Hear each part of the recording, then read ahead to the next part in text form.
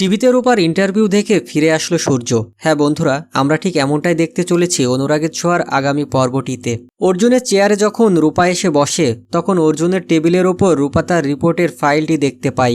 রূপার কৌতূহল হয় জানার জন্য তার আসলে কি অসুখ হয়েছে, কেনই বা তার মা সবসময় এতটা কষ্ট পাচ্ছে, তবে কি তার কোনো মারাত্মক রোগ হয়েছে। রূপার জানার খুব ইচ্ছা হয় কি আছে এই রিপোর্টে। রূপা তাই কৌশলে অর্জুন ও খোকা জেঠুকে বাহিরে পাঠিয়ে দেয় এবং সোনাকে খেলাতে ব্যস্ত রাখে। অর্জুনের ফোন থেকে রূপা সব রিপোর্টগুলি দেখতে পায়, বুঝতে পারে রূপার মারাত্মক রোগ হয়েছে, যার জন্য অনেক টাকা লাগবে, আর তার হাতে মাত্র 6 মাস সময় আছে।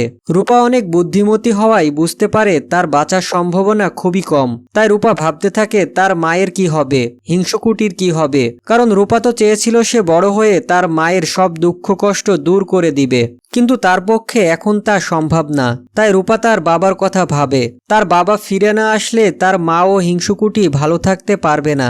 রূপা বুঝে উঠতে পারে না কিভাবে তার বাবাকে জানাবে সে ভালো নেই, আর হিংসুকুটি ও তার মাও প্রতিদিন কষ্ট পাচ্ছে তার বাবার জন্য। এসব কিছু ভাবতে ভাবতে রূপার মন খারাপ করে বসে থাকে অর্জুনের চেয়ারে। তখনই প্রেসের লোকজন আসে অর্জুনের ইন্টারভিউ নিতে। রূপার তখন মাথায় আসে এই প্রেসের মাধ্যমেই রূপার বাবাকে সব সত্যিটা জানাতে হবে। রূপা যে এখনো অনেকটাই অসুস্থ সেটা তার বাবাকে বলতেই হবে। রূপা তখন প্রেসের লোকজনকে রিকোয়েস্ট করে তারও ইন্টারভিউ নিতে।